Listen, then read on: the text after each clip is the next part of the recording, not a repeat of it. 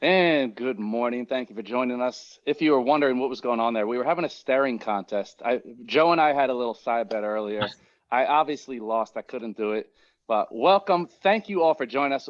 Exciting day today. We got a wonderful panel of experts and me. I'm not an expert. I'm just here facilitating the experts we have. But we are talking about the two new cameras from Nikon, the Z6 II and the Z7 II. Joining me, we have a couple of Nikon ambassadors, Joe McNally and Charmi Pena. We have Mark Cruz from Nikon, and we have B&H's very own Bobby Sansivero. I'm just going to let you guys introduce yourselves since nobody does it like you. So we'll start in the top left corner there. Joe McNally, if you could just introduce yourself to everybody. Sure. Joe McNally. Hi to everybody. Many thanks. Thanks to Nikon and B&H for putting this all together. I'm a freelance photographer. Really, that sums it up. I've been a freelance photographer for a long time. Shot a lot of editorial stuff, commercial stuff, kind of you name it, across the board. Kind of a general assignment sort of photographer. And Joe, if you, we were talking about it earlier, he may be the cable guy that you've seen coming to check on that faulty connection. So if you recognize him, that could be. I have a little bit of a Jim Carrey, fisheye face imitation that I could do, but I'll refrain. We'll bring you back for that next time, Joe. And Bobby, tell us a little bit about you. All right. Hey, I'm Bobby Sansivero. I make videos for the B&H YouTube channel. I'm mostly the behind the scenes guy, but everybody knows on the team that I'm such a big fan of these cameras that I jumped at the chance to be on this panel. I primarily make educational content for the channel, tutorials, and then whenever obviously new gear is coming out. And then outside of B&H, film director and portrait photographer. Wonderful. Mark, tell us a little bit about you. My name is Mark Cruz. I'm a senior product manager here with Nikon USA. I've been with Nikon for over 13 years now. So I help launch the products and get to test out the cameras and lenses before they come out to the general public. So it's a really fun job. I get to meet people like Charmi and Joe and Bobby and help out on some of the shoots and whatnot. So that's my job here at Nikon, and it's just a pleasure to be on the panel. Awesome. It's wonderful to have you, Mark. And Charmi, take us home. I'm Charmi Pena. I'm a wedding photographer. At least I have been for the last 14 years. For the last 9 months, since March 13th, I've been doing the dreaded pivot. So currently I shoot a lot of micro weddings and a little commercial stuff and some products, and hopefully in 2021 I will be shooting a lot of weddings again. Awesome. We hope it does come back to that. I never knew that the micro wedding was a term until these last couple of months. So we'll see where 2021 takes us. But Mark, I'm going to bring it back to you. Obviously, whenever a new camera or two cameras come out, everybody wants to talk specs. So can you tell us a little bit about maybe the thought process behind these cameras, and hit us with some specs? What can we expect to see out of these? Yeah, so this is the next generation of the Z6 and Z7. This is the Z6 II and the Z7 II. And this is pretty much 2 years to the date that we came out with the Z system, with the original Z6 and Z7. But we've upgraded almost everything in the camera. We have dual processors in these cameras now. That's one major big improvement. Well, first of all, I'll talk about the differences between the two cameras. They're really different in terms of the sensor resolution. So the Z6 II is a 24.5 megapixel sensor. The Z7 II is based on a 45.7 megapixel sensor without the optical low pass filter. So it's made for high resolution, commercial, landscape, studio work.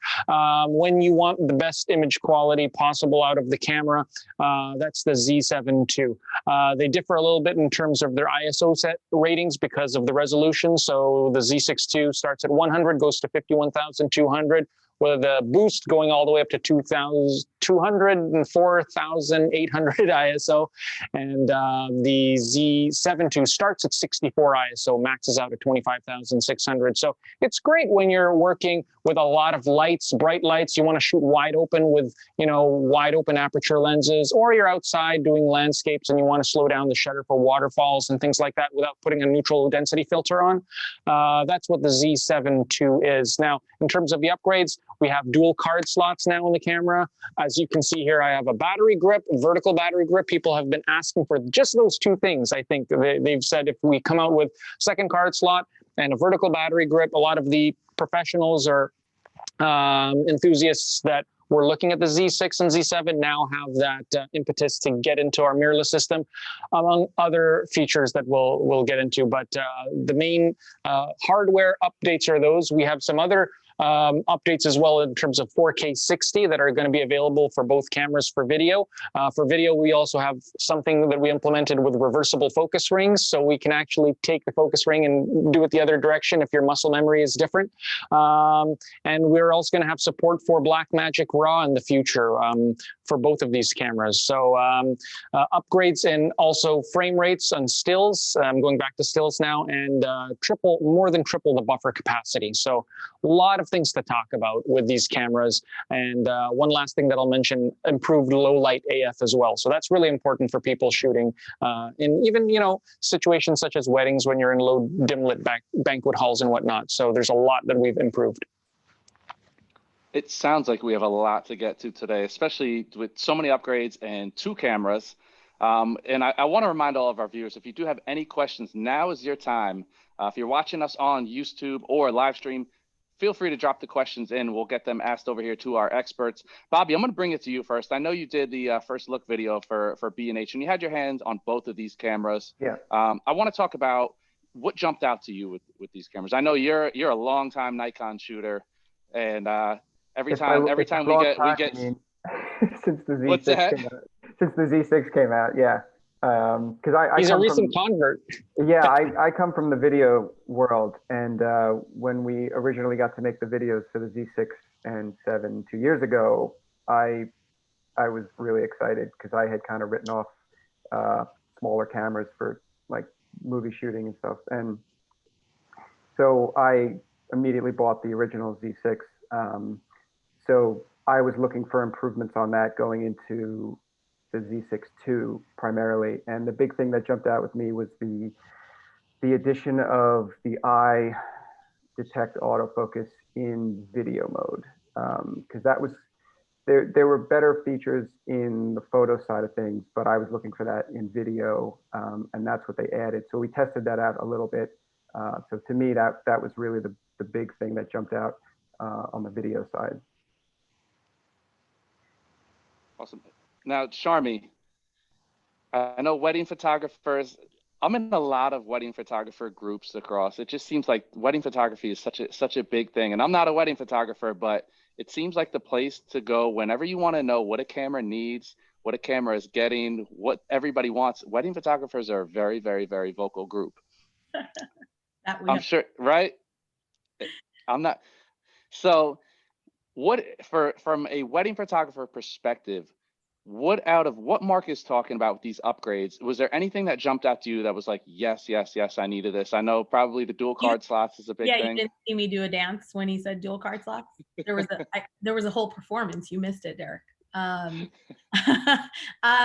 You know, when I started shooting, we only had the option of a single card slot. But as soon as the option of a backup slot became available, we began marketing that to our clients. We're like, look, we're so good about the security of your wedding images, and you can't have that wedding over again. And look at how good we are. And so that's been like a really big thing that we sell to our clients, really, right? This is security that we're offering them. So I had been sticking with my D850s for a little while, but I will say with the current pandemic situation, and I have shot a couple of weddings, it's been really nice to be able to use my Z6 and not necessarily have it to my face, because sometimes there's a mask and a shield over my face. So the Z6 has become, you know, even before the dual card slots, it had now become a really very necessary part of my kit. And so now to be able to have both, not only the ability to not shoot at my face because that's just real life right now, and have dual card slots, it's a big deal. And I haven't been able to test out the improved low light AF, but I'm super excited to do that. All right. Yeah, I was going to ask about that. It's like from my minimal experience in shooting weddings, it's like low light is a dreaded thing. And it's a dreaded thing for, you know, it's Not like. for me. Listen, I haven't been afraid of low light in the mosh pit of receptions that I shoot since I got a D750. And so I'm not worried. I'm sure it can only get better, which is amazing. Mark just gave you a glowing nod. Go ahead, Mark. Yeah, I'll talk a little bit about the tech on that. So we have improved our low light shooting on these cameras. So they're graded to shoot at half the amount of light that the previous models did. So getting into spec here, the previous Z7 was rated, I think, -2 EV. So we're now at -3 EV. With the previous generation Z6, it was rated at -3.5 EV. Now we're -4.5 EV. So essentially, we can focus in half the amount of light without turning on the low light AF option in the menus. That's there's an option in the menu letting you use low light autofocus, but that relegates the autofocus only to contrast detect. So it's no longer using the phase detect. So it will be a slower focus, but the chances of it catching are greater, but you give up the speed. With the second generation, you don't have to give up the speed, but you can still focus in lower light situations and getting close to pitch black. Wonderful. And now, Joe, I know your work ranges across what you're doing. What kind of tests did you put the camera through? So I know you had the Z7 II. I shouldn't say test, but you know, when you took it on a test run and you're getting to know the camera, what kind of images were you taking? Again, kind of a reflection of what I do as a photographer. I shot some fashion because my mandate was to emphasize color. Nikon really wanted me to produce color and saturation and detail. Fill the frame was an operative phrase. So yeah, that's what we did. I looked for situations that I could go edge to edge with stuff that the camera could chew on. So I shot some fashion at this beautiful old house mansion kind of a place in Connecticut. And I took my friend Les, who's a saxophonist, out on the New York City subway. That's where the pandemic sort of worked for me. We had no real permissions, et cetera, to be on the subway. We were just shooting kind of run and gun. And so the crowd was a little thinner than it would have been on an ordinary work day in New York City. And that worked out really well. And then I've always loved dance. So I photographed this wonderful dancer in a warehouse. Again, we wanted to be on the streets, but because of the pandemic and the amount of release and permitting situations we'd have to go through, we thought, So we found an old warehouse in Queens and we moved in there and shot in there. So all three situations were designed, I would say, if there was a mandate for the camera, was detail. How does this camera crunch all this stuff? And I was really, really happy with the way things went. Yeah, no, I know, Mark, you talked about a little bit about the upgrades in the processor. We got the dual processors in there. So that's clearly something when you're out there and you're running and gunning. Dual processor, your camera's only as good as it can keep up with. It doesn't matter the kind of images you're making if the camera and the processor can't keep up to what you're doing. So for somebody that's running around there, Joe, Charmi too, I know you guys run like chickens with your heads cut off. The processing power is something that when I looked at the initial specs of the camera, the processing power is what jumped out to me. Was that the main, was there a main focus for what you guys were trying to do, or was it, multiple ideas that you guys really wanted to stress with these cameras? I felt definitely the effect of the uptick in speed, let me put it that way, and the buffer, et cetera, because I had, in our first iteration, I had two very active models. One had subtle shadings of emotions. Another one was really physically dynamic, and they are moving, moving, moving, moving. And I was running flash on very low power, sort of on a fill, you know, so the flash and everything could keep up. And I'm single shotting, or is that a word? Single shooting, single frame. Let's leave it at that. But I am clicking because I don't want to miss that nuance, that gesture, etc. So I'm employing eye detect to be sure, and it's keeping up. But also the buffer and the speed of the camera was really important in that situation, because I'm a pretty heavy shooter in a fashion shoot. You know, I let it rip. I go for it. You know, so I'm producing a lot of frames, and the camera never burped once. Mark, we actually did. Yeah, I'll take a little bit of what Joe said there, because it makes me think of some of the features that would be relevant to these guys. So number one, so the buffer, you talked about that. That's as a result of the processor enhancement. I'm going to think about what people are viewing this might think about. What are the main differences with the camera? Well, the buffer is really going to allow you to take shots and not have to have any lag at all in waiting to see the image at the back of the screen. Believe it or not, that's still an issue if you're using slow cards. So one of the reasons why we go with the CF Express card in these cameras, one slot is CF Express, one slot is SD. The CF Express will clear out the buffer like that. And literally, if you're taking the largest files that a Z7 II can do, which is a 45 megapixel file, 14-bit RAW, you know, at the fastest frame rate, if you burst, you know, for several seconds at a time, you look at the back of the screen, boom, the picture is up. But I think what's more relevant for people is that a couple of things that Joe mentioned, using flash. Joe uses big flash and small flash. I've been to a couple of his seminars, big flash, small flash. And the new feature with the Z7 II and Z6 II is when you put it on continuous extended, getting up to those 10 frames per second, 9 frames per second, depending on what your rate is for RAW, you can now sync it with your flashes. So your flashes can now sync beyond the 5 frames per second that we initially had. So if you were in the studio and wanted to do a fast burst, you can now do that with continuous extended. I'll talk about small flash now, just really quick. One of the shoots that Joe did in the subway or in New York was done with speed lights. And I'm happy to announce that not only in this launch yesterday did we bring out the Z6 II, Z7 II, as well as the MBN11 battery grip, but we announced 2 new radio adapters for our system to communicate with the SP5000, and that's the WRR11B, which plugs into the side accessory terminal. You can do radio flashes now with our speed lights. Yeah, I've always there you go. asked Nikon to make that easier to roll off the tongue there, Mark. Like, what's wrong with WRR11B? It rolls off the tongue. WRR11B, WRR11A. Come on, there's only about 10 syllables in there. Call it like the Flash Wizard or something. Put a jazzy marketing term on it. You know, I mean, okay. You know what? We're going to work on that. We're going to work on that. I see you have your signature lights, Mr. McNally. So I see where you're going with this. To be honest, though, I did shoot on the subway. It was run and gun, and I was shooting with 2 speed lights, handheld all the way, no tripods, under the radar sort of stuff. The flashes kept up really well, and I had good transmission with the WXYZ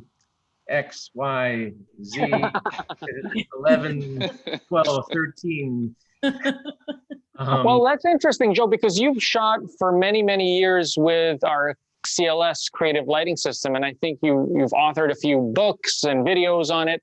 How maybe you can just explain to people that not a lot of people have used the WRR11B, but maybe you can just tell them of because you've worked with Pocket Wizards. I assume you've worked with other radio systems in the past. How does ours stack up with what you've used in the past? Oh yeah, I mean, I won't go into the long and tragic history of my flash use, but yeah, I started with radio triggers that were basically a step above a garage door opener, you know, back in the day. So yes, this is an ultra sophisticated evolution, if you will.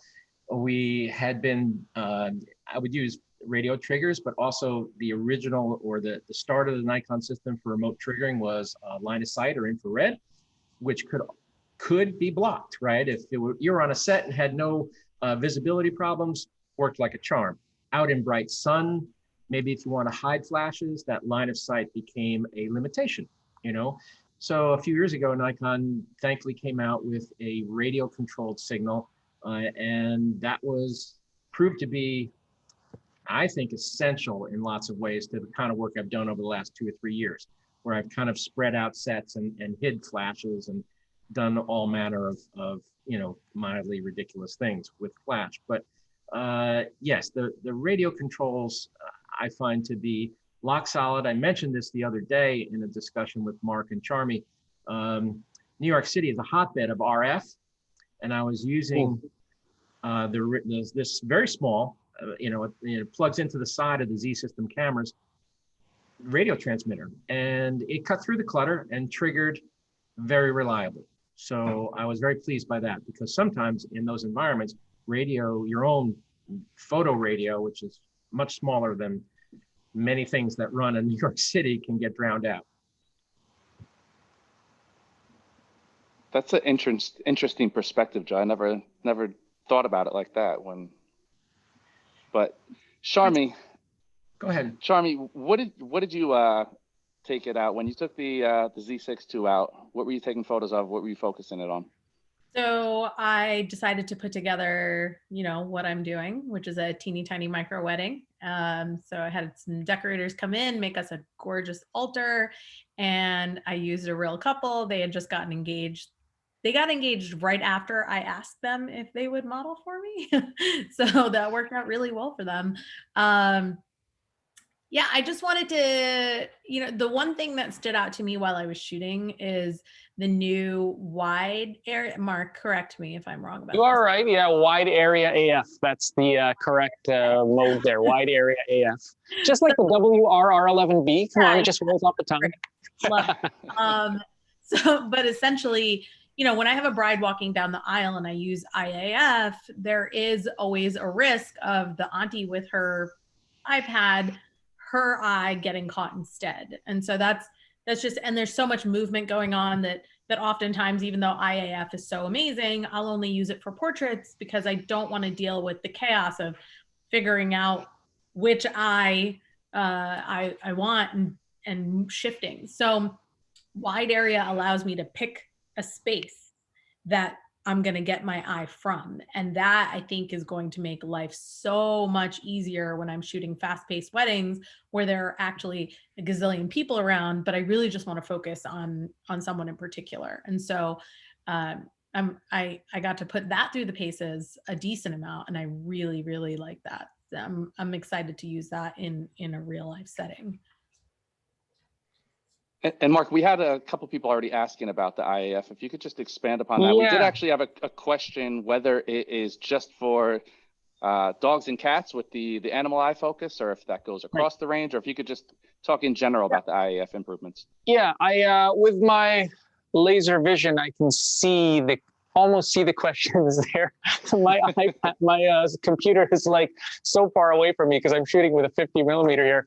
But the question is, will it work for dogs and cats, or will it work on other animals? So we do have an animal IAF in here. So what Charmi and Joe has probably used in the past is the people IAF. So we've segregated the feature into both people as well as another one for animals that is typically used for domestic pets, i.e. dogs and cats.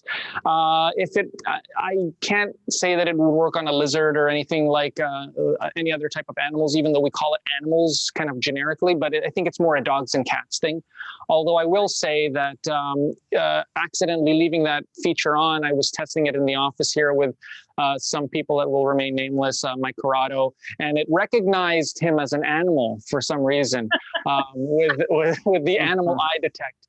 I won't mention any other names like Brian Hetrick and Alfredo Abar, but some people in the office did recognize them as an animal. Who knew? Nice. And highly appropriate. That's a smart machine there, Mark. That's, There's a question that I think we addressed, but just in case, does the IAF in the wide mode make a difference from a wedding photographer's perspective? And I really, really do think it will. I mean, I had people on set with me and I was able to play with it that way. And I think it's going to make a functional difference. And I will also mention that the wide area AF is available in the video mode as well. So essentially what it does is you can go on our website and see a picture how it works, but it would put the red box in the frame, and you can move the red box around and it will only look for eyes within the red box. So it won't catch the auntie with the iPad. I think Charmi coined that phrase. I thought we used to call them Uncle Bob. Now it's auntie with an iPad. I like that. And they always have a pink cover on their iPad. Like, I don't know if children are giving their parents use iPads, but stop it. Right on, right on. I've only shot a few weddings, Charmi. I always refer to that person as the lady with the big hat. Yes, it's the same thing.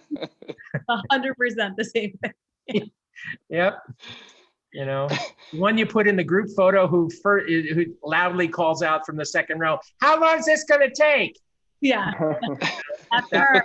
Yeah, our favorite. Joe, she's got to get her pictures too. Sorry? I said she's got to get her pictures too. Yeah, get her pictures. She'll get them after the wedding. Yeah. Yep. Mark, go ahead.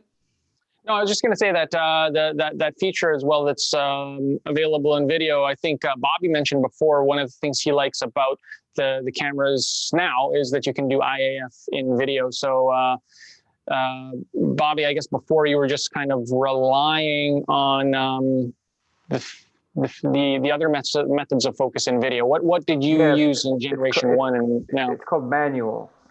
Oh, okay. No. I used to use the AF a little bit on the Z6, and I thought it worked really well. The different modes of that little yellow box that you can lock onto something and then it holds on that wherever it goes. I was kind of relying on that in the original.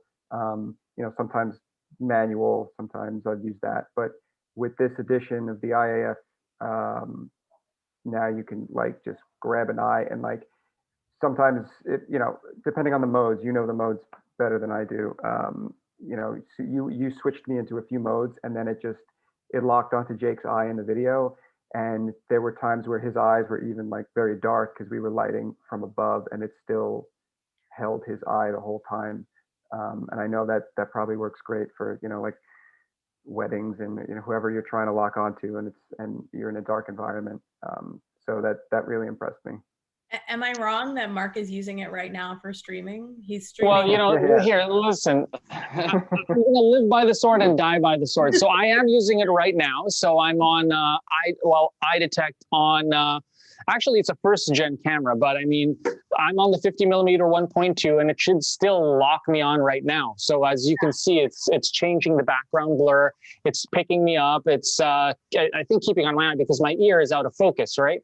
So I don't know if people can see that, but I mean, the other things that you can also adjust with this too is how gradually it turns from focus to out of focus. So in the menus, you can set the focus speed only in video. So if you want it to pull focus at a slower rate, there's a gap between -5 and +5, where you can adjust the rate of speed that it focuses to. So that's available also in these cameras for video.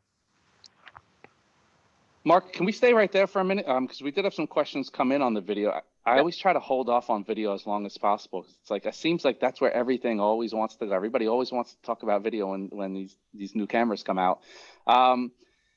Recording speeds. So what are we looking at? Recording speeds, recording time limits. For those that may have missed it earlier when we give a brief introduction, can you talk a little bit more in depth about the video? Yeah, so the major improvements here have been the introduction of 4K 60. I'll just talk about the frame rates that are available. So we have 24 frames per second. I'll start with HD. So 1920 by 1080. We got 24 frames per second, 30 frames per second, 60 frames per second. But we also have 120. And all our recording times are max out at 30 minutes. So 30 minutes for internal recording. If you want to extend beyond that, you have to get an external recorder, and we'll talk about that. Everything that's recorded in the camera is 8-bit.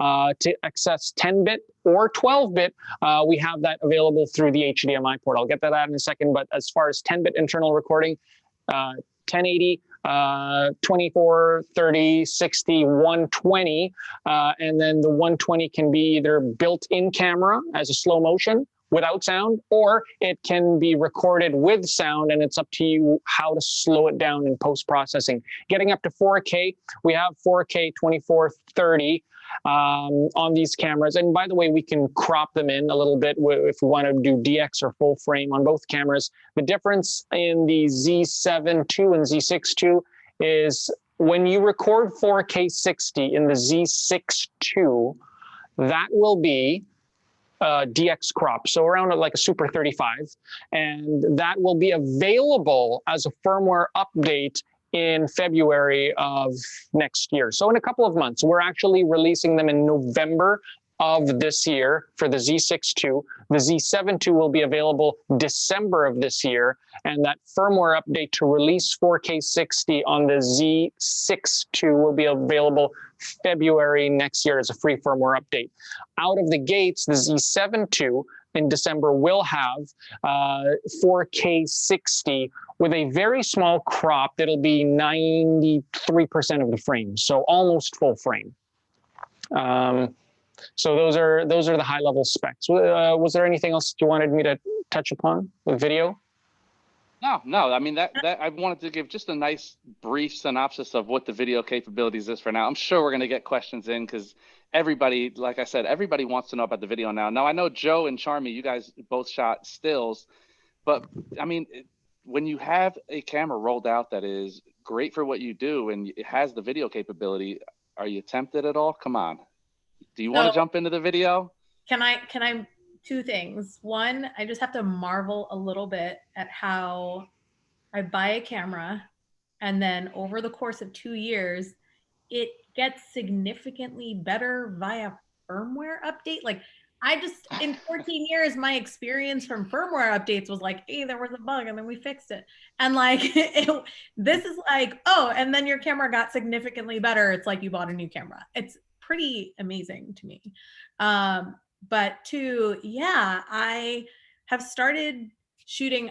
I don't want to, I'm a wedding photographer and I work with a lot of wedding cinematographers who are very talented and amazing. And so I never want to put myself in a position where I am making them feel like I'm stepping on their toes. And so I have been very careful to use it just in a way that doesn't compete. But it's great because these cameras make that possible. I only shoot vertical video in 9x16. And so I can use it for Instagram stories. And that's really all I need anyway.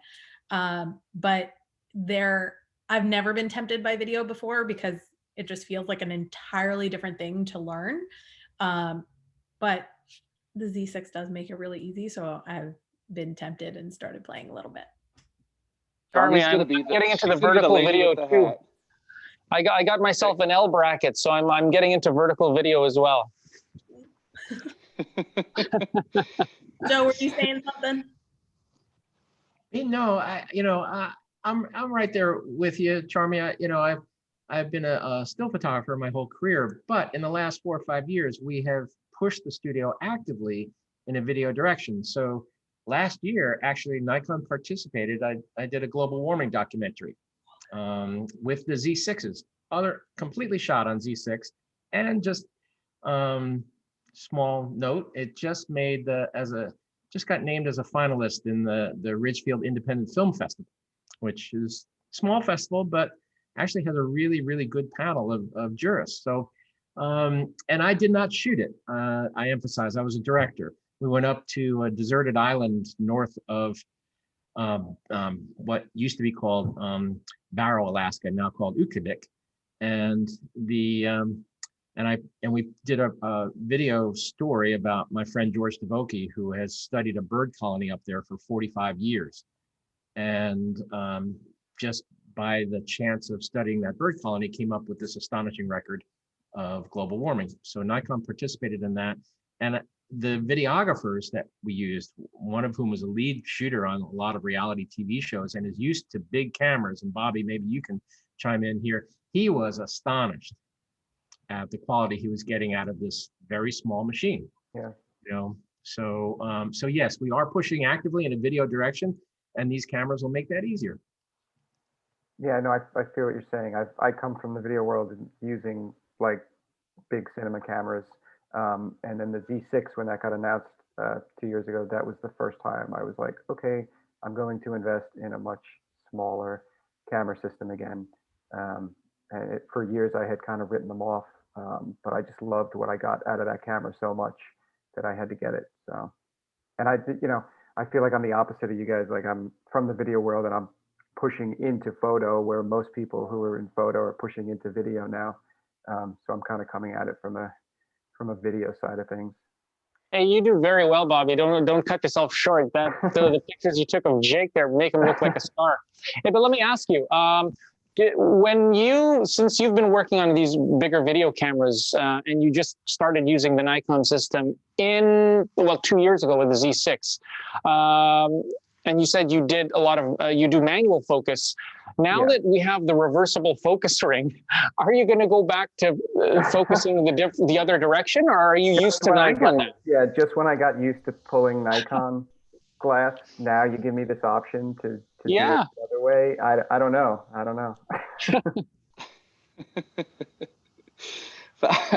Fabi, did you shoot a lot of video? I know, on these, when we do these first looks, there's a lot of stuff we got to get to.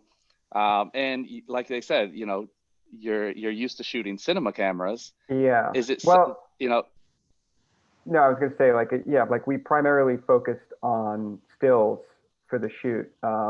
But, with all the video features as well, we had to test out some of those. And for me, for a camera that size, I put a lot of my tests into like the stabilization. So a lot of all the video we shot was handheld, and those where a lot of my tests were coming in with stabilization, and then how well the autofocus would, catch his eye, or if I moved it, if I was pulling on the back of the screen to, there's video of him, he's kind of like spinning a football in his hand, Jake, and I wanted to go from him moving that around and see if it would follow that, and it, it followed it perfectly, and then I would jump to his eye real quick, and stuff like that. But for me, the stabilization's a big deal as well, because when you're working with the bigger cameras, it's less of an issue, just because you have so much weight. You can get away with doing things handheld and not having any built-in stabilization. But when you're working with a camera that's, very small, the tiniest little shake can just ruin a shot. And I've been very impressed with the stabilization out of the P system so far. Mark, can you talk to our newer viewers, our people who are just getting into photography? And not only that, but seems to be a large number of DSLR holdouts. I was a DSLR holdout, self-admittedly, for a long time, who people felt that mirrorless, like, I don't know if it's there at the quality of my DSLR. Can you talk about what makes these cameras a great transition for people who have been holding on to their DSLRs? Yeah, first of all, I don't know if it's the quality. That's actually the quality in the mirrorless camera surpasses that of the DSLR. That's because of the dimensions of the mount. I mean, the mount is bigger, it's shallower. The optics that we create here, we simply could not create. The 50 millimeter 1.2 that I'm shooting this on now that has autofocus, we couldn't do that with a DSLR. And simply the edge-to-edge quality, we could not do that. So one of the reasons I think people should think about going to mirrorless is for the improvement in image quality, not even talking about the size and the weight and the silent shutter and things like this, and the electronic viewfinder, what you see is what you get. Those are all good benefits, and I think people automatically think about size and weight, that they're going to have a better, smaller camera.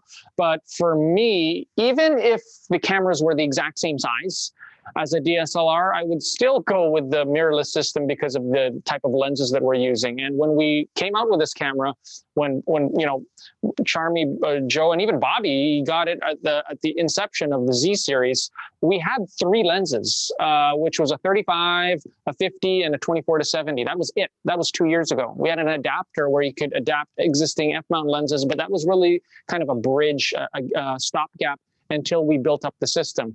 And lo and behold, you know, we're 20 months, well, 24 months in now, we're 2 years later, we have 16 lenses in our lineup, okay, including the Trinity, the 2.8 Trinity, 24-70, 70-200, and the 14-24 now, complete. So I think a lot of the pro photographers that have been holdouts for the DSLR until we got the quote unquote pro lenses now have the impetus to jump over because we have all these lenses, including the 50mm 1.2 and a lot of the 1.8s. Don't forget, we have these 1.8s. And what people have to kind of rewire their brain to think is that 1.8s are in the S lineup are just as good, if not better, than some of the 1.4s in the F mount system. And that's because of the design of the mount. So the majority of our lenses that we've released are S-line lenses, which actually is higher scrutiny than our Gold Ring series. To achieve S-line status in the Z mount, it's a lot more scrutiny from our engineers. So we have a comprehensive system. 8 more lenses coming next year. And we just recently, with the launch of these cameras, announced 3 more lenses that are coming by the year 2022-ish. And those include a new 85mm, a 400mm, as well as a 600mm that was previously not on our roadmap. So now we have 11 more lenses coming into the future. So that's all we can tell you about right now, but check out our website for the roadmap. But as far as your original question goes, for people that are coming over from DSLR onto mirrorless, the time is now, I think, because our system is so robust. Among other advantages that you get, if people have been on the fence because they're not used to the OVF, maybe Charmi and Joe can talk a little bit about this, but I think Nikon waited until the EVF was just right in order to come out with the Z system, because that's the big hurdle. It was for me to come over to the mirrorless system and use it extensively, was that OVF to EVF. That was a big hurdle, but now I'm really enjoying the EVF functionality and workflow. So maybe Joe and Charmi and even Bobby can talk about their experience with the EVF, because I think that's what's on a lot of people's minds. Yeah, definitely. Does one of you guys want to jump in? Sure. Yeah, I think what Mark is saying is true. I was hesitant about the experience of the EVF, having been a long-time optical viewfinder shooter. But I find, you know, it's a series, and I'm sure Charmi feels this way as well, because we're working photographers. You make a series of very practical decisions based on what does it take to make my job easier? How do I deliver better to my clients? How do I survive financially? How does this fit into my workflow? Does it facilitate me? So I held off. I was, maybe you could call me a late participant in the digital revolution, because I had been shooting Kodachrome for the National Geographic for 25 years. And I waited until the Nikon D1X came out because I felt that was the first digital camera that could approximate the quality of Kodachrome. And so this bridge now, what Mark just talked about, was the same thing for me. I was really leery of, you know, EVF in general. You know, people would show up at my workshops, et cetera, and they'd have these cameras. I was very, you know, it was a startlingly different experience.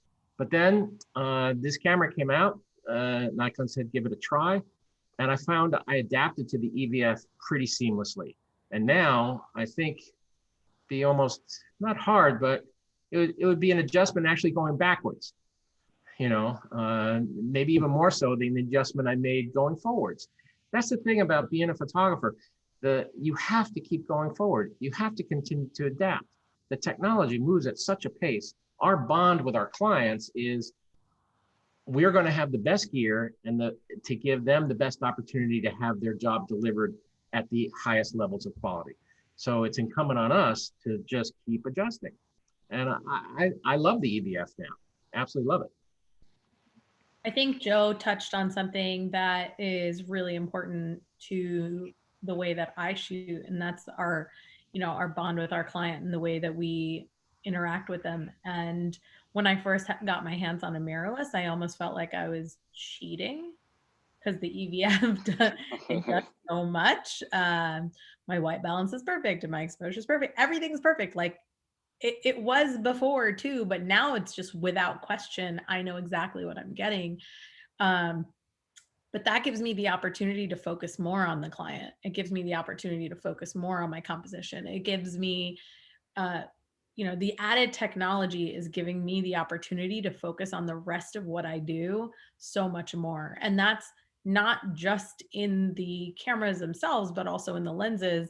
And I've learned I can be a little inflexible. I don't like change. I like I like things to stay exactly the way they are.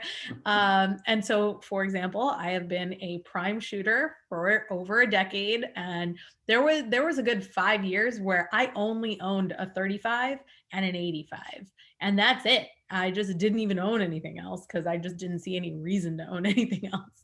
And with the Z's, I had the opportunity to use their 70 to 200, and the 70 to 200 in particular has been a non-favorite of mine because I just think it's heavy and I don't want to deal with it. But this technology in this newest 70 to 200 for the Z line, the close focusing distance for it's ridiculous. Like you could never take a 70 to 200 in a bride's getting ready room, and now I can. And it would be foolish not to, fine, change, and adjust. And start lifting a little bit more weight so you can carry that 70 to 200. Yeah, I'm gonna have to think about hitting the gym, but it probably is worth it. I'm sure it's worth it. Yeah. You were about to turn the wedding industry on its head when he said no 7200. Everyone's out there like, wait, but I thought 24 to 70, 7200. So to be clear, I have not used a 2470 or 7200 since 2010. If I use a 70 to 200 in 2021, that'll be new. But it's worth trying because it's that good. Now, Mark, we haven't talked about the ergonomics. Has anything changed on the body itself, or is it primarily under the hood? Are we looking at any change in the dials, buttons, ergonomics of the camera? Hey, good question. I think we got it right when we came out with the Z6 and Z7. So essentially, this bracket here that I got with the original Z6 and Z7, I can still use with the Z6 II and Z7 II.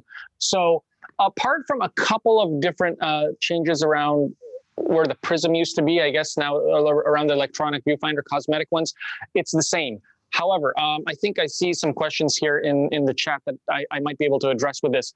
As far as the grips goes, that's a major ergonomic improvement. In the first generation with Z6 and Z7, we had a battery pack. This would probably be more relevant for guys like Bobby that are doing video because it was a hot swappable battery pack. It's still available, and it is still compatible with the Z6 II and Z7 II. This is the MBN10. Just rolls right off the tongue, just like the WRR11B and the WXYZ, as Joe McNally says. But this MBN10 is a battery pack. This that I'm holding in my hand is the MBN11. Now, this is the grip, functional grip. It is only compatible, I think some people are asking the questions, it's only compatible with the second generation because the second generation has the contacts in the battery chamber. So if I were to remove this right now, you'll actually see an arm that goes into the camera. So this arm feeds up into the camera where the battery chamber is. You take the cover, you put it right on the arm of the battery grip, and you slide it in. The first generation cannot do this. And I think people are asking, can you get the grip on Z6 or Z7? You physically can't because it doesn't have the contacts. So with the MBN10, it was just battery. It wasn't controls. So now I can adjust from a vertical position. I can adjust my aperture, my shutter speed. I have a joystick at the back here, some control selector for the focus points.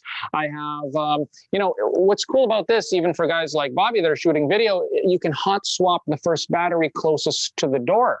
So if you have two batteries in here, okay, the one more in will only be used if there's not a battery closer to the door. So if you're running out, say this first one runs out, you take it out and you leave the battery in there and it doesn't interrupt your operation. So if you're doing video production, if you're doing time-lapse work, and you need the camera to be on all the time, you can swap out the first battery live and then pop it in again and it'll start retrieving from the first one, from that first position.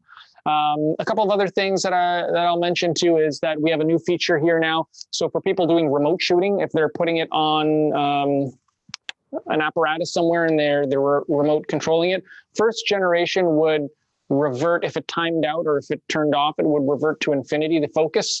Now you can remember the focus plane. So when you turn the camera on or wake it up, it doesn't shift the focus. So that's an option that we have in here as well. It's important, I think, for people that are putting it on, that are mounting it remotely. Yeah. Joe, we had a special request. One of our viewers had joined later, and they want to hear you talk a little bit about the dynamic range and the colors again. So if you could talk a little bit more in depth. I know you were talking about how your specific goal was to emphasize the colors of the Z7 II. Can you talk a little bit more about the colors, the dynamic range, what you experienced from the sensor? Sure. I mean, the color response was very true. That's always what you look for first. You know, is the camera seeing things the way my eye is seeing things on location? And of course, that requires dovetailing with the auto white balance or whatever white balance you choose to be sure. And you know, I've had this question or a question related to this come to me on a couple of occasions. Why are you, or more than that, you know, why are you so concerned about auto white balance? If you're shooting NEF, you can change it later, you know. But that JPEG experience I have on the LCD, I want that experience I want to see and feel the color that I'm feeling on location. It's the same thing when I shoot monochrome. I shift the camera into monochrome because I want a monochrome experience on the LCD. So everything is devoted to that moment of exposure and what you are thinking and feeling emotionally in that moment about the color that you're seeing and how the camera is embracing that color. So in terms of the specifics on the range of color, I probably, you know, that might be a numeric question that Mark, you know, could get his arms around. And by the way, too, Mark, can I just say I am in stunned admiration of the way you are rattling off the details in this camera. I mean, if there's a bar exam for a technical representation, you pass it. Do you see how big my head is? You know, you pass it. But the richness and trueness of the file, 45.7 megapixels, everything chips in, right? The way the camera and the lens talk to each other. When you're using flash, speed lights, how the camera and lens talks to the speed lights, all those things. I'm looking for subtlety. I'm looking for that subtle shift from highlight to shadow. What we had experienced in early digital world, where we had less resolution, there was more of a jagged transition. I don't know if you recall those times, you know, that you know there would be a highlight area and then the shadow would fall, like a rock off the table, you know. Now, what is beautiful about these cameras is the smoothness of transition from highlight to shadow, from color into the next color. All of that gives, to me, the aspect or perception of three-dimensionality in the photograph. So that's what I'm trying to embrace. So I purposely pushed in a color direction and the camera handled it. And I have to be honest with especially with, you know, a couple of instances, I feel like this assignment was a little bit of a watershed for me in terms of the way I was able to just kind of throw caution to the wind and go off in a direction and see where this camera and the talent that I had in front of the lens and the wardrobe and the styling, it's a team effort, could lead me. I sort of rolled with the punch on location, and the technology enables you to do that. You can fast step through this stuff. It's really pretty remarkable. Mark, we had some questions coming in on, or did you want to play off of that? Yeah. I was just gonna say that people want to see some of Joe and Charmi's images. They are featured on some of the product pages that we have on our website right now at NikonUSA.com. Charmi's will be seen on the Z6 II page, Joe on the Z7 II, but Joe also has a video on our YouTube channel as well. It's Garden and Grit. It's a behind the scenes with Joe, so people should check that out to see a little snippet of behind the scenes from his job with us. Shot by the intrepid Andrew Tomasino, a young photographer in Pennsylvania who did an amazing job on that video. Shout out to Andrew. Cool. Awesome. Now, Mark, we had a lot of questions coming in, a lot of wildlife and bird photographers and specifics, asking about the various situations that a wildlife and bird photographer will encounter, such as birds flying below a tree line and getting lost generally when you have that challenge of the autofocus keeping the tracking on something. So can you talk a little bit more about the various situations that a wildlife photographer is going to use these cameras in and where the improvements to the autofocus are going to help? I think, namely the improvements, you were talking before about people switching from DSLR to mirrorless.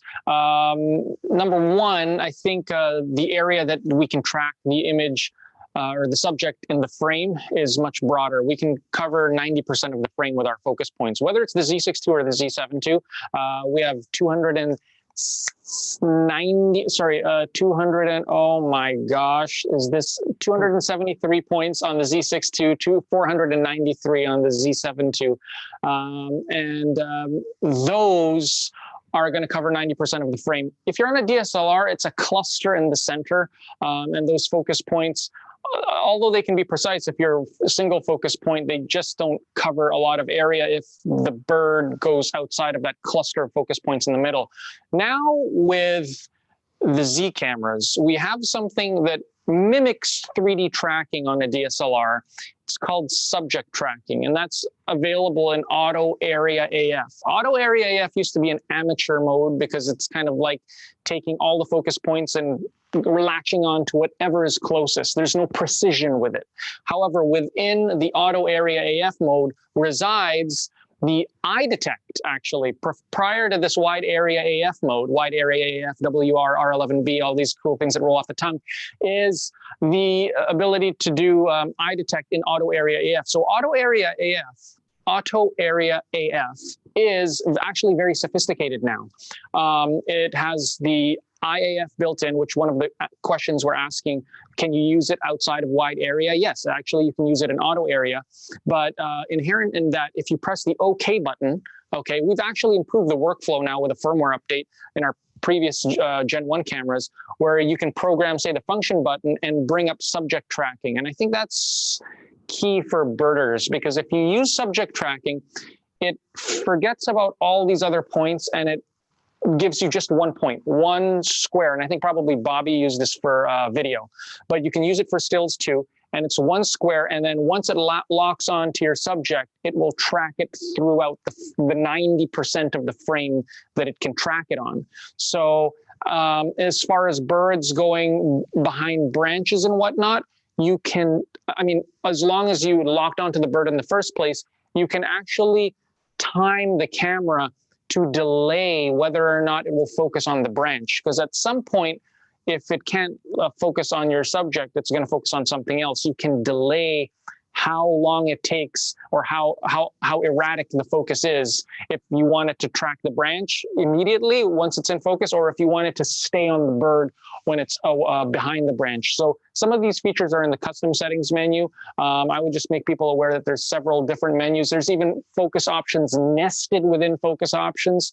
So for birding, I would probably look at single point, but if you want to track around the frame, you might consider the subject tracking option. Wow. Now, Mark, so, I jinxed you, obviously, because I just said how amazing you were about all the numbers, and then you stumbled on a couple of numbers. So I apologize, man. That was my bad. I never should have said anything. You built me up just to tear me down. I'm just kidding. By the way, those numbers, I just invented those numbers. What's interesting though, just as an aside, you are very, you talk with your hands, right? And I can see a numerous Part Italian. the 1.2 AF going in and out. Your face gets soft, your hand gets sharp. You know, that is operating right now, and I can see it. Like you fade into out of focusedness, you know, and then you know the camera will pick up on that. Really? There we go. You see that? Yeah, yeah. So And then it comes back. Right. See, it still recognizes me because it sees a face, and it has a delay. So I mean, once it doesn't see my face anymore, right? Once it can't recognize my face, it'll pick up on the hand, and then it should go back to the face. Voila. So, and that speed right there, that can be customized as well. So it can be faster, it can be slower. Yeah. So I know we talked about it's so generally body wise the same size, size, weight. Is that size, weight is generally the same? Yes. Size and weight, so the positioning of the buttons, the doors, and everything like that. So if you've actually had cages or rigs before, or in my case, it's different plates, L brackets, they will fit exactly the same. The biggest difference is the inclusion of the battery grip, which is only for Gen 2 because of the contacts, as I mentioned. And great for people that are using long lenses as well. The grip is, I think, not only just for people shooting vertically, but for shooting horizontally, if you have a long disproportionate lens, it actually helps with the ergonomics because it gives an extra surface for your hand to touch, even in the horizontal orientation. Okay. So for Jeff, who was asking, who's joining us on live stream, was asking about an underwater housing. I'm guessing he's going to have no issues with using the same underwater housing from the Z6-1. Yes. So I would be fully comfortable getting the same housing to use Z6-2. There's very little differences. There's just a cosmetic little sharp edge here at the front where the prism used to be. But other than that, the AF assist illuminator is slightly bigger, but that's not going to affect his underwater housing. So Jeff, I think your underwater housing will be totally fine with the new bodies. Okay. Now, Charmi, in your experience, so we talked about the IAF, you know, in the wide. Do you use a lot of the, you know, this technology that we're getting and improving upon with as far as the autofocus is concerned? When you're shooting in big groups, you're shooting in low light, you're running and gunning during these wedding receptions. Do you rely heavily upon that type of technology? You know, we're talking about all these various tracking features. I want to know, you know, if you can talk to us about how much you rely upon these features, and not only that, but how easy is it to go from, say, a situation where, you know, we always worry about, well, what if the eye picks up on the wrong person? And how easy is it to customize those features to get exactly what you want out of them? So for me, this is so on point because I dealt with it during my project. So for me, for the most part, I'm going to remain a single point focusing shooter who toggles my focus point all over my screen. And I just, you know, I love having options. Although all those 4,677 focus points, I'm not Mark. I don't actually know the number. I change it to I change it to half. There's a setting so that I can change it to just half of them, and that's good enough for me. So I changed it to half. I'm probably going to say single point most of the time, but there are things that I can do now that I couldn't do before a little more accurately. And so there are times of the day where IAF is going to be helpful. I don't like shooting static portraits where I just say, hey, stand here and, you know, don't move. I like shooting movement. And so IAF for portraits is going to be super, super helpful. I've already been using it in the Z6-1. I think processionals, recessionals, that kind of thing. When people are coming in, my most dreaded part of you guys are going to make fun of me. The internet is going to make fun of me. The thing I hate most about weddings, the part of the day that I'm scared of is reception introductions. I hate them. Everyone just runs around and I'm like forever worried that they're not going to have it in focus or the lights out. I dread it. But this makes that easier too. So I'll probably use it for that time of day more and more. I think the thing that was helpful to me is that you can go into your settings and change how many of the focus modes you want to use. And so I reduce mine. I don't keep, so I use the front, I think function 1 to change my focus modes. And I've reduced it down to wide area AF, auto area AF, and single point, and that's it. I don't have any other options because, and that makes it a lot easier to toggle through them. But I will say I owned the camera for a year and didn't know I could do that. So Charmi, what's your, and this doesn't have to be based on the improvements. Yeah. Top 3. Somebody comes to you and they say, what are the 3 #1 things that you like about the Z camera? What are you going to tell them? I really love the EVF. I didn't start there, but now it would be my #1. I love it. Number 2 is definitely IAF. I enjoy it very much. It just makes the more fun shots that I actually want to share more achievable. And number 3, and this is not tech related at all, but I like having a teeny tiny camera, so my back hurts a little bit less after an 18-hour day. I mean, it's important. We joke about it, but it's like if a camera is cumbersome. I'm serious. My back hurts less. I shoot, the weddings I shoot, I'm starting at 6 a.m. and I don't finish till 10:30 p.m. And my back hurts. It's a lot. So having a teeny tiny camera that doesn't hurt me that much is really helpful. It's a genuine, it should really be #1. So can I switch it? That's number 1. Yeah. Okay. We'll see if the internet will forgive you for the switch up. Now there's Bobby, a couple of things that she mentioned, Derek, if I can just comment. She mentioned this option to go half points. I mentioned all these focus points around everywhere, but Charmi brings up a good point. It's so impractical sometimes to be toggling through every single one of these points if you just want to go from here to there.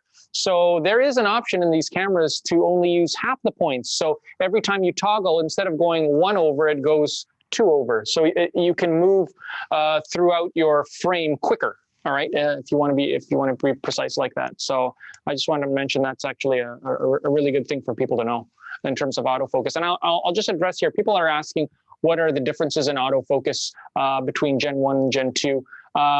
Really, the user interface has been improved a whole lot. The user interface to acquire your focusing options, because we've consolidated a lot of them now, instead of going into the custom settings menu, you can use what we call the I menu now. And this is a customizable menu, and Charmi also hit on it, is that she only uses a certain number in her cycle. So she can toggle through only the ones she uses. So it's really customizable in that you can only set the ones that you're going to use.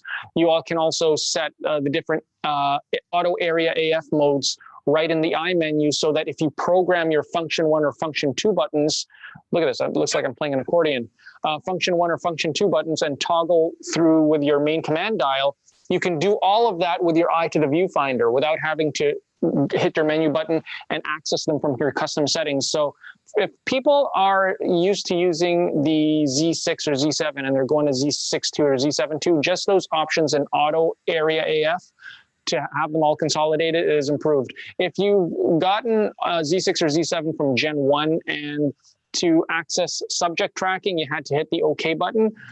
We've improved that now through just reprogramming it to access it through like a function 1 or function 2. So you can toggle between IAF. Imagine this, you're going from IAF to subject tracking by pressing just the function 2 button or function 1 button, and immediately you're tracking your subject as well. We make it behave like the 3D tracking now. So when you press halfway on subject tracking, it will track your subject. When you release, it will release your subject. Prior to that, you hit the OK button, and it didn't exactly work like 3D tracking on a DSLR, and it tracked your subject like it did on the Coolpix. Now it behaves truly like a 3D tracking. So that's kind of some of the major improvements that we've done there. I think people are just wondering more so about the hit rate. Is the hit rate better than Gen 1? That's something I think people have to kind of experience on their own. they'll have to get it in their hands and do their own torture tests on it. But I think you'll hear from Joe and Charmi, the real world experience, and Bobby too. Even myself, I'm more confident now with all the improvements now on the second gen camera. So I gotta admit, Bobby, he's a huge Nikon fan. It's like you would have thought Bobby's been shooting Nikon for 30 years. So I'm like, when I'm hearing this, I'm like, wait, hold on. So that being said, Bobby, you started on the Z6, right? That was when the Z6 came out. Yeah. When you get these cameras in your hands, what are you thinking? I mean, is it something where everybody always wants to compare, you know, when you have a second version come out of a first version, natural comparison, Right. You know, what do you think? Did Nikon deliver? Are you still fanboy status? Yeah. I am. I mean, like, you know, again, coming over from the video world, it's all kind of new to me, you know, like I never really cared that much about photography until I actually picked up the Z cameras, and I was hooked, and then I've been shifting a lot of my attention into photo now. But for me, it all comes down to, you know, how fast I can do the things I want to do with the tool I'm working with. And this goes even back to the original, but the original Z6, just being able to like switch between like the video and photo modes with the switch on the back, and it retains the settings that I was shooting with. Yeah, Mark's got it there. You know, because sometimes I'll be shooting video and then, you know, I want to switch over and get my photo settings, and then I can do that quickly. And everything I need is like right in the top right. Like if I want to quickly change my ISO shutter or aperture, I can do all that really fast. And, you know, just the speed is in turning the camera on to the point of shooting is very fast. And it's like those little things are what I'm looking for in a system. And I know, you know, there's all kinds of new features built in, and like the second card slot, that's great in terms of if I want to roll over, if I'm shooting something and, you know, I don't want to have to worry about doing a swap or something like that, I can now roll over into the second card, whereas before I didn't have that option. So from a video standpoint, less for photo, because, you know, I don't really shoot like events or anything.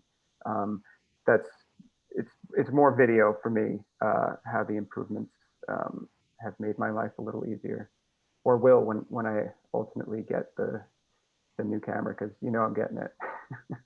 So Bobby, let me ask you, why did you do it? Why did you go to the Z6 when it came out? I mean, it was fresh, it was brand new, there was no reviews out on it. Well, I kind of the cine world. I had always liked images out of Nikon cameras, but you guys didn't really have From a color perspective, or what? From a color perspective, right? And, you know, me coming from the video world, like I never really had to work with OVFs. You know, everything was electronic from my end, so there was never a big draw for me to switch over. Like I'd always have to use the LCD because I'm looking through, you know, like an OVF and being like, this is not what I'm shooting. So it wasn't until you guys had actually pushed into that mirrorless world, and I just saw, you know, the benefits. And then getting to you, obviously we tested it out because you guys came to B&H and were like, hey, want to make a video.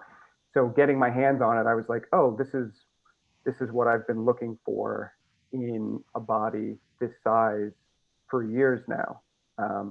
There were just other things that, you know, I was never really sold on. And a lot of that had to do with, you know, like color and image quality.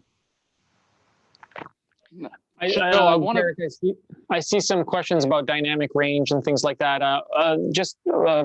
Mention Nikon doesn't really have a statistic on dynamic range, but I'll just say that with the picture controls that we have on here, we have 20 creative picture controls. I mean, you can really adjust. I mean, right now I'm just using auto white balance with the standard picture control, but there are several different creative picture controls that can give you what appears to be higher dynamic range. It's a flat picture control. It's toned differently, like if you're doing a sepia or anything like that. 20 different creative ones, kind of like Instagram picture controls, really, that you can apply both to stills and the video. But some people were asking about output for the HDMI. And the 10-bit output will give you log, so Nikon's N-Log, as well as now HLG. There is a question here about the 12-bit output. So in the first generation, we had a paid firmware upgrade to make it compatible with ProRes RAW. That was, you needed the Atomos Ninja 5 monitor 4. That is still an option, a paid option firmware upgrade in the Z7 II and the Z6 II. Okay, both of them will have that option. That is coming in February of next year for not only that, but as well as Blackmagic RAW. So some people were asking about that. We are going to expand our 12-bit capability for the Blackmagic, and there are two different models. I believe it's the Video Assist 7-inch and 5-inch as well models.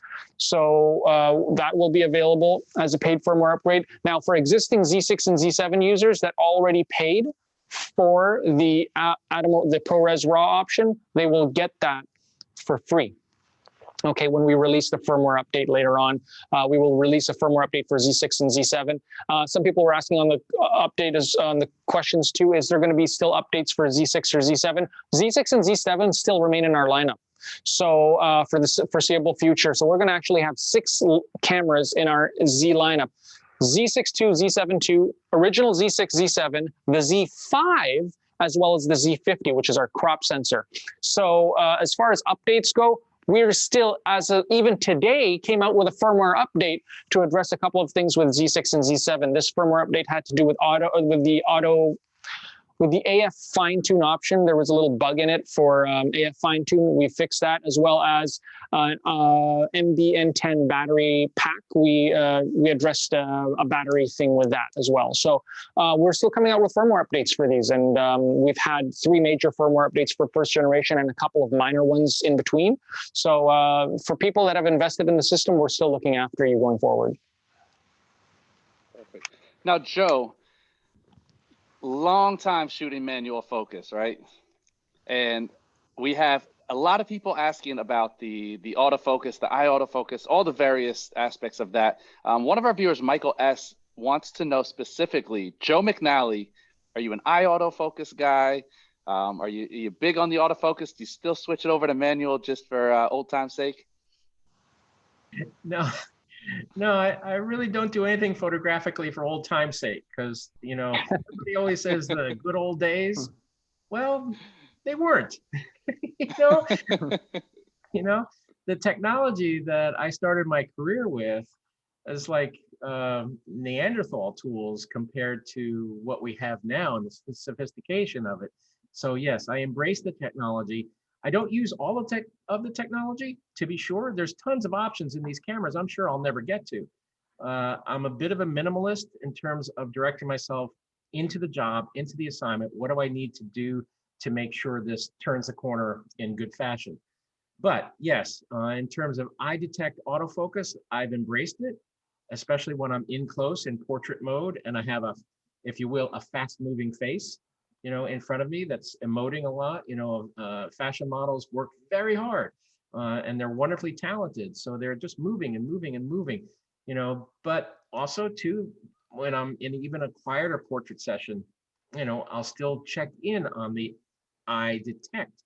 You know, Mark, you can maybe tell me if I'm crazy here, but I will oftentimes switch modes during the course of a single shoot. Try this, try that, okay? If someone has is in shadow or something like that, I'm looking to maybe isolate. Maybe I'll go to as Charmi said, you know, she's a single point shooter. I'll locate a single point, and then of course, you know, the wonderful thing to still realize is I can manual focus because Nikon loaned me the 58 Noct and asked me to shoot it at 0.095. And I did a series of portraits of coal miners. And I used the pinpoint manual focus.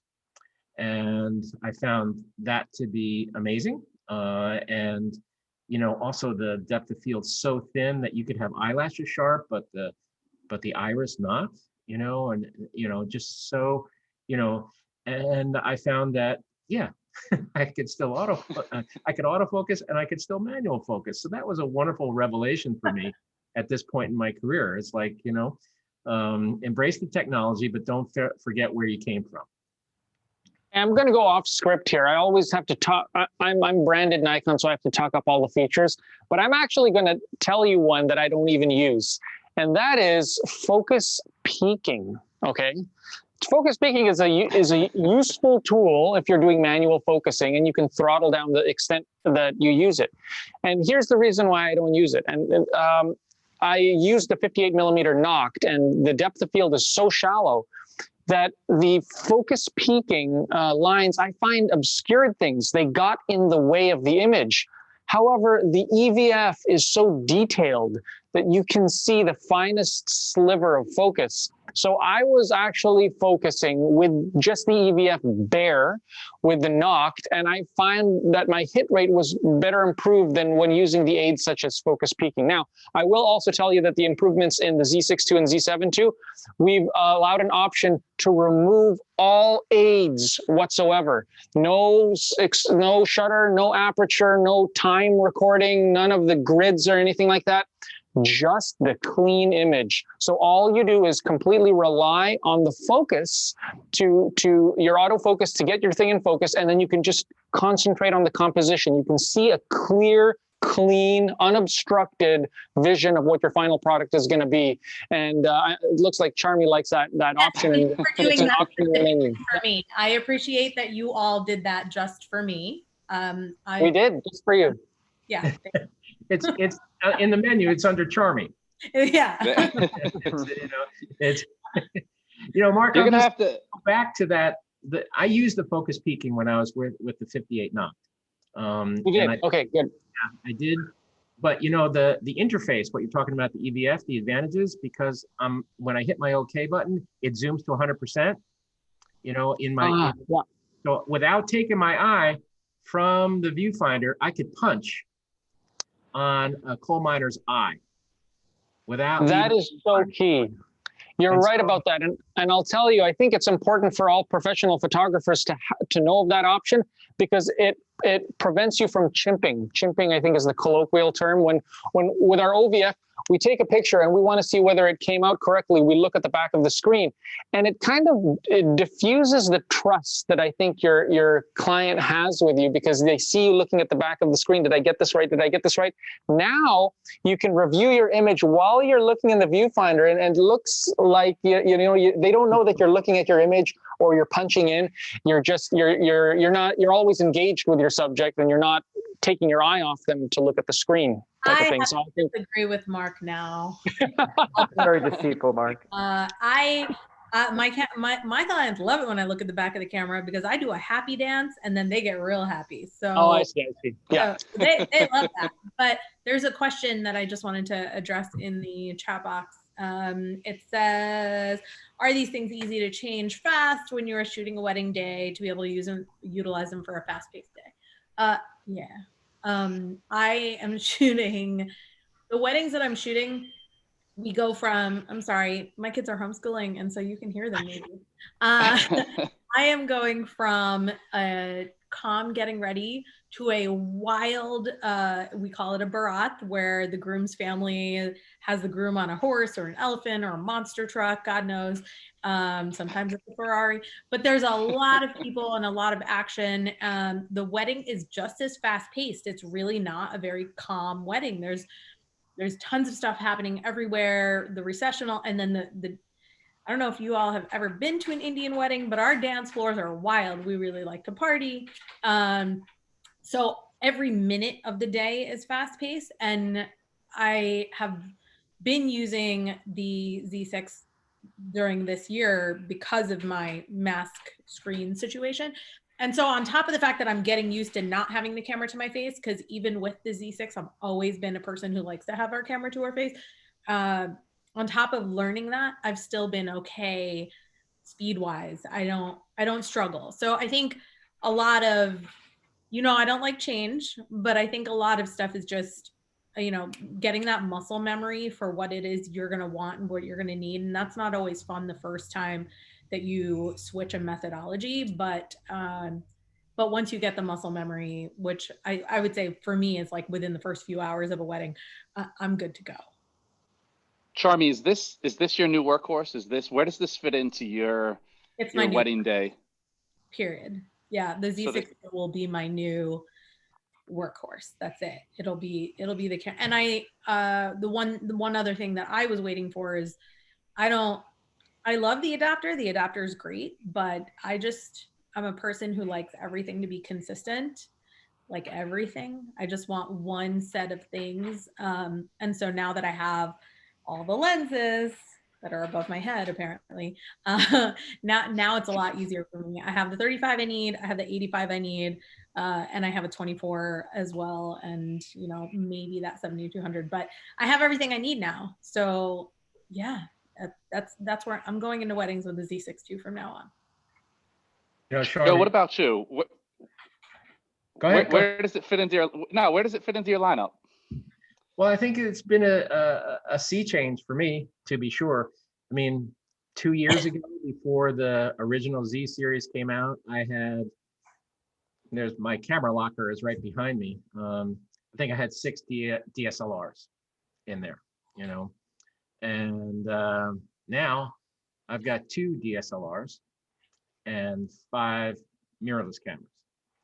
So I think it's pretty apparent where this is going, So the path of technology has always begin to get smarter, faster, smaller. And so I would bet money on this direction. And yes, these cameras, the thing that the Z series has inherited from the legendary Nikons of yore is something we don't talk about all that much, but that's durability. I have beat the snot out of these Z cameras. I took the Z camera into one of the most dangerous places I've ever been, which was a coal mine in Romania in the Joie Valley, that there are millions of tons of earth over you. And if anything goes wrong, you're done. And I had to claw my way through some muck and holes that I had to bend over, slide down. And I might as well have just taken a baseball bat to the camera, and it kept working. And that's actually what I look for in a camera. A big component of one of the reasons that I've been a Nikon shooter my whole career is that you can beat them up and they work with you still. They stick with you. And Charmi, you've got it down because you do the right thing. You look back at the LCD, you say you do your happy dance, Yeah. I've remonstrated with photographers who I've seen, because, I try to keep my eye on the camera. The Z allows me to do that.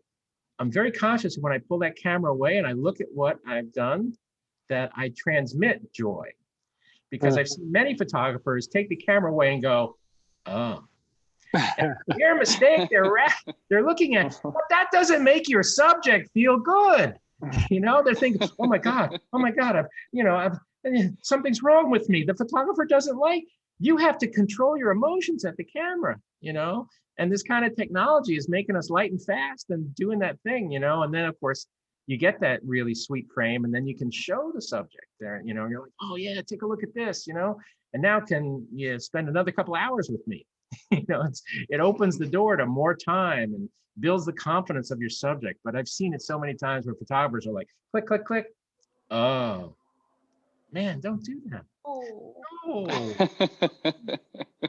So, Bobby, we got a couple minutes left. I would just want to get some final impressions. I know you said you're definitely getting one. Are you going for the Z6 II, the Z7 II? What's your final impressions? It's funny because I bought the Z6 originally because I thought I was going to use it for video 100% of the time, and I ended up using it more for photo. I mean, I still use it for video a lot, but it actually got me more into shooting stills. And I was just considering buying a Z7, and then I got a message that the 2 was coming out. So now I think I got to get the 6 II and the 7 II because I'm definitely hooked on the system. There was actually another question that mentioned for video, is the Z6 still the preferred camera over the Z7 for video. Something that like I didn't really talk about at all, or we didn't mention as much. And Mark, you can speak to this as far as the specs go. But one of the original things that sold me on the system was how amazing the low light capabilities were. Just shooting 8-bit internal video, like color space. I like to shoot neutral for video, and pushing the ISO up. We were shooting at, I think, at 1.8,000, 10,000, and it was one of the cleanest images I've ever seen straight out of a camera.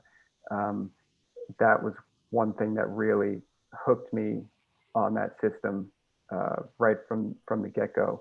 And I haven't really been able to test those ISOs on the new Z6, but I assume they're going to be just as good. I don't know if there's any specs you could touch on. So I saw that question as well.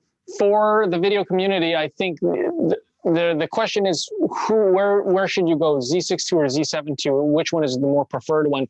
I think Z6 II, because of the ISO range, is still probably the more versatile one for multimedia and for video, because it can go at a higher ISO because of the lower resolution. So it can go up to 51,000 ISO, whereas the Z7 II will only cap out at 25,600. So and I know it's confusing because the Z7 has a 93% coverage rate on 4K 60. So that's kind of like the confusing thing for people.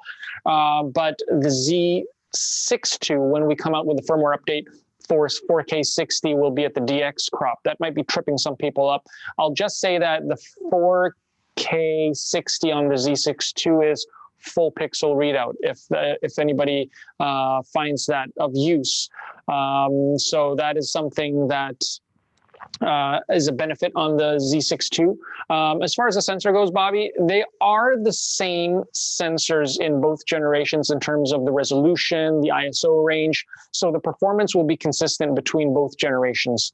So the ISO performance that you've come to like with the Z6 will be the same on the Z6 II. So the most important improvements will be those 4K 60 editions that people have been asking for. And I think I know people that was just they're literally one stumbling block, just that. If there was a 4K 60 option, even if it was a crop, they would do it in a heartbeat. But they need that extra little bit of ability to slow it down, because if they're doing an event like a wedding or something like that and they're shooting, to switch to 120 is too limiting because you're going to go down in resolution. They can't afford it.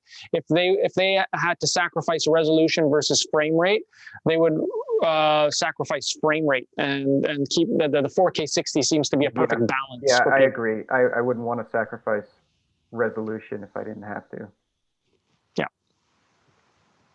So, Mark, is there anything that you feel we left out there that you wanted to mention? Any closing remarks on either of these cameras? One closing remark, as they say with Apple, there is one more thing. We have this cool feature now with SnapBridge, which is our app on either Apple iOS devices or Android. And that is to update the firmware of the camera just through your phone. So in the past, we would actually need a card reader, a memory card, a computer to download the firmware onto the card and then put it into the camera and update it. And actually, this is a lot of, since you guys are from B&H, this was a problem for a lot of my stores up in Canada, because some of them didn't have a card reader or even an XQD card. They had to open it up. Here, with the SD card, you can update the firmware. So the reality is you could be out in the field, you can be on one of Joe or Charmi's shoots. If there was a critical firmware update that gives you IAF or fixes a bug, you could literally take your phone, download it right to your memory card that's already in your camera and update it from there. So that's one of the cool things that we allowed in the generation of 2 of these. But I'll also mention, check out our website, check out our YouTube channel, because we have a lot of behind the scenes featurettes and videos on there that we announced yesterday. There's a plethora. There's probably a dozen or 15 videos that we uploaded with this launch. So it's a huge launch for us We're only 2 years into this. There's more to come. I mean, Joe has his cabinet behind him with all his Nikon gear back there, but we're going to have 11 more lenses in this lineup in the next year or so. So it's an exciting time. So thanks for having me. Awesome. Well, we thank you for coming on. Joe, any final remarks from you? Just keep shooting. I mean, it's a whole brand new world out there. And Mark just touched on something that's absolutely essential. For me, in terms of the growth of the system, is the options for lenses. Because I was supposed to be in Tokyo this year for the Olympics. So I'm getting thrown jobs. I shoot fashion, I shoot this or that and the other. So I'm getting thrown jobs that will take me everything from a 400 mil to a 14 to 30. So this growth is very important. So I'm on board and I'm enjoying all of this change. Sorry, Charmi. Charmi, it's okay. We'll give you the last word. Joe and I have so much in common. I think this might be the one thing that we're like, not on the same page.